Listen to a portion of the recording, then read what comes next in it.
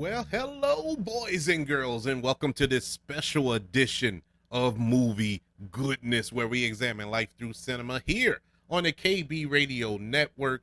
Welcome to the review of The Last of Us, which is on HBO Max and HBO, episode 3, entitled Long, Long Time. How are we doing? Hopefully, good. Um, yeah, man, The Last of Us, episode 3. This is the first episode of the series thus far, of the early parts of this show, where we deviate from the source material. The first two episodes were pinpoint accurate to the game. You know, it was they made some changes, and not so much changes, they just added to what we already knew as far as uh those of us who are fans of the game, who played the game. Yeah, all of that is there, but they added a few pieces. This is the first episode where there has been a drastic change as far as the story is concerned. Now, is that good or bad? Well, we're going to get into that. And spoilers, if you haven't seen the episode yet, we will be talking spoilers because there's no way to talk about this episode without really just diving in to what all took place in this episode. So let's give a little backstory. Let's go to the game. In the game, we do meet the character Bill.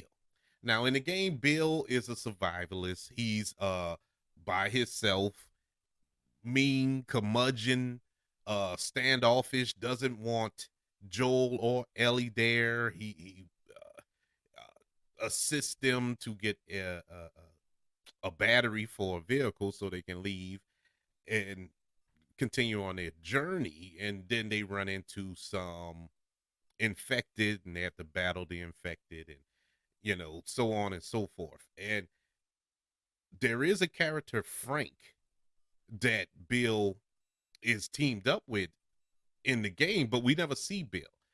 And we do find Bill in the game, he's dead. He had left, I'm sorry, Frank in the game, he's dead. And Bill was so much of a uh despicable human being, to put it kindly. I don't know how to describe him in any other way, but Frank could not stand being around him. He had gotten infected, I believe, but he killed himself. Or did he just kill himself because he was just tired of being around Frank? I think no, he was infected, but instead of turning, he killed himself before he went through the change.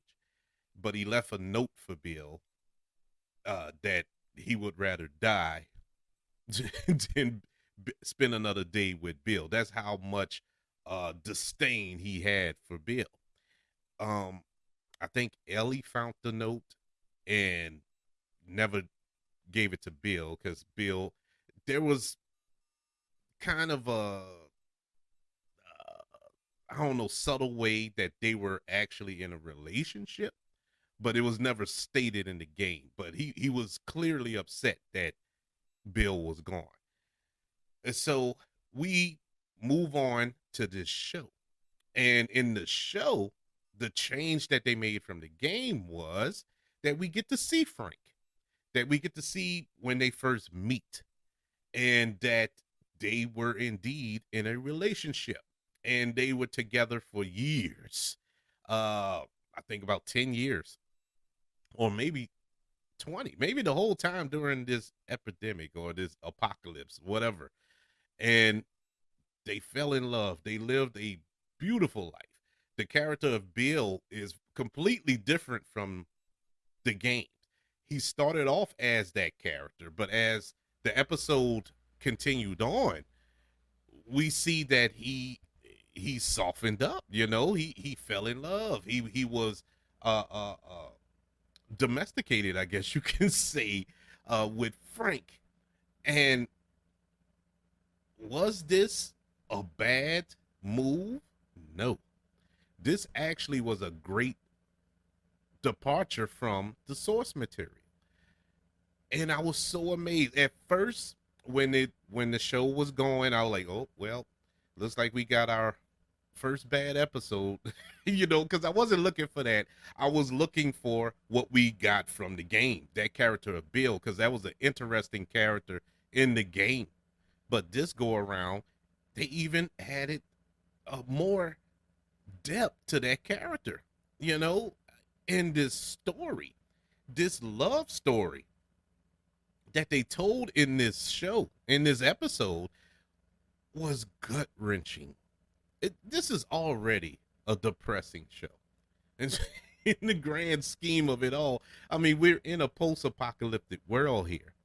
And you have infected running around. There's nobody around. Everybody has been quarantined and in these quarantine zones, and they can't move around like they want to. It's basically under martial law. The world is under martial law, and there's no freedom.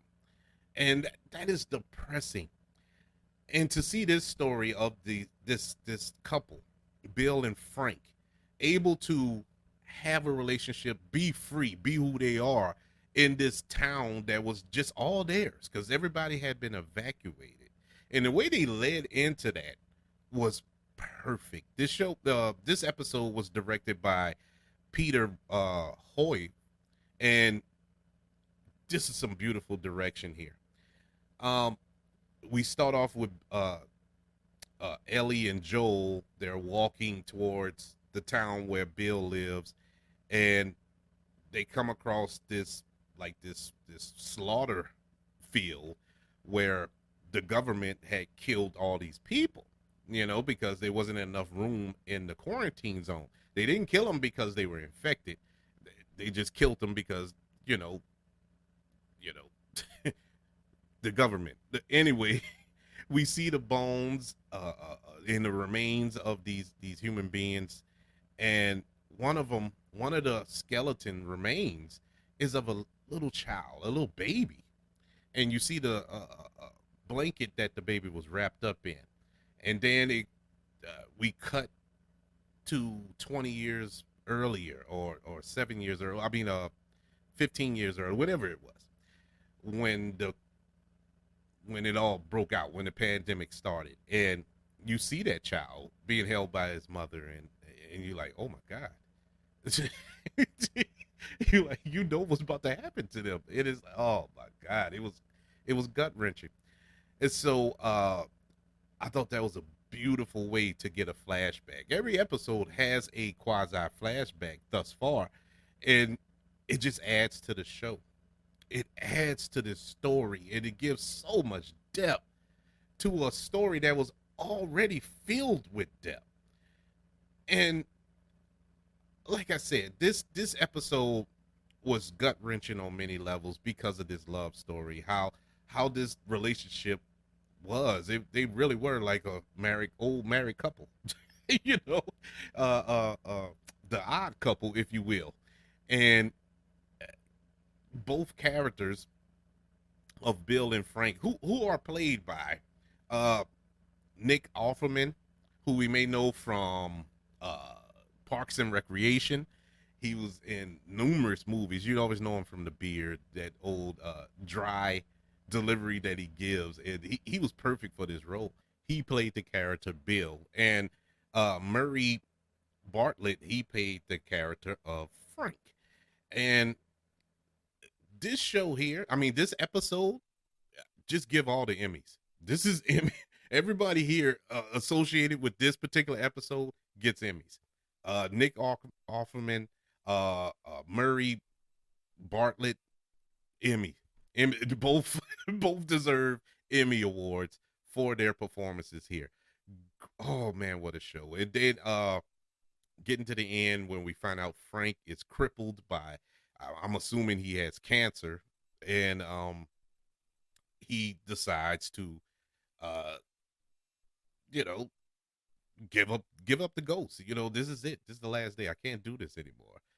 And he asks Bill to basically suicide him. Put pills in his wine and just let him go. And Bill, who was content on his own, felt that the world was, you know, just done. He had hatred for the world because of what happened, the evil that has arisen, the infected and everything. And he had nothing to fight for, nothing to live for until he met Frank. And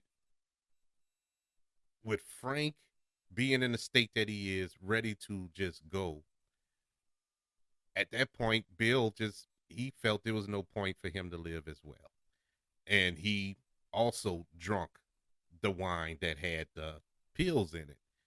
And it was beautiful. If it's not tragic, that these two people uh, committed suicide together, but it was romantic in the sense that their love was so strong for each other that they were willing to just die together.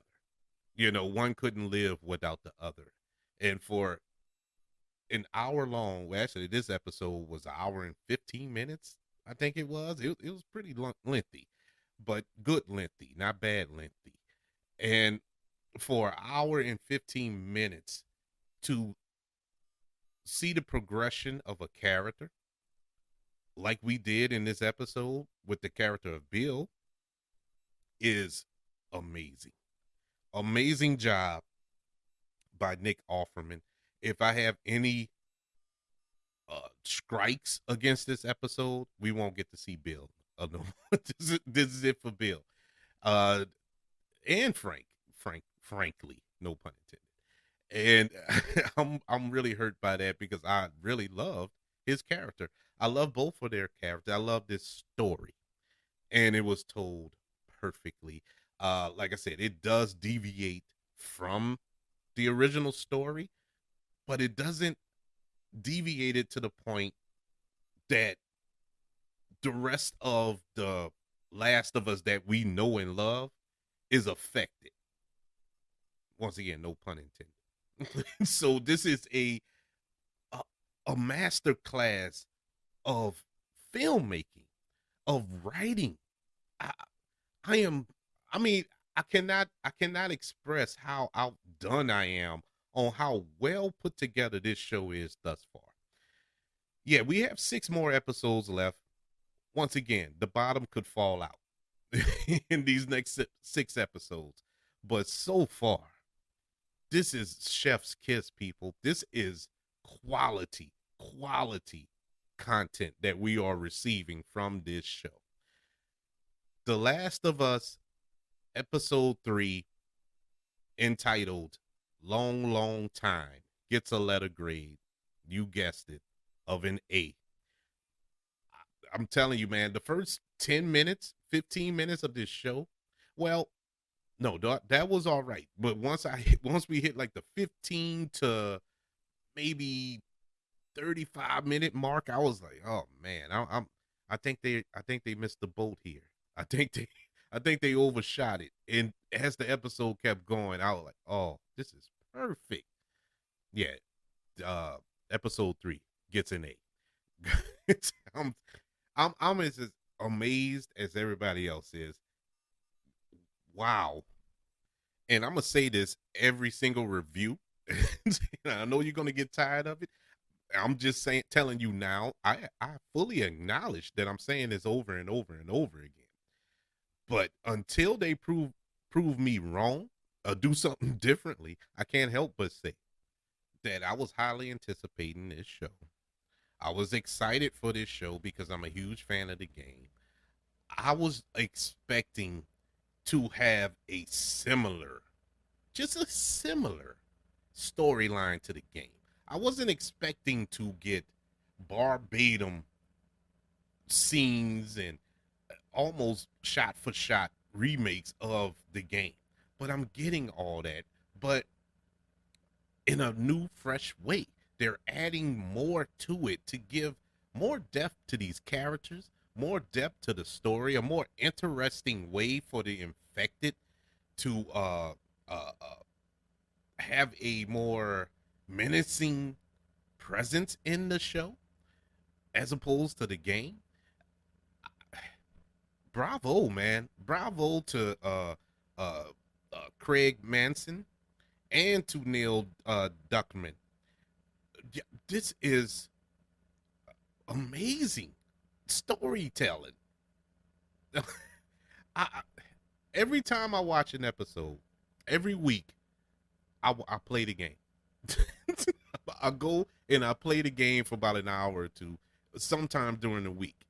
Because I like, and I try to get to the part where we leave off in the show. Just to play it in the game the way you know what I'm saying.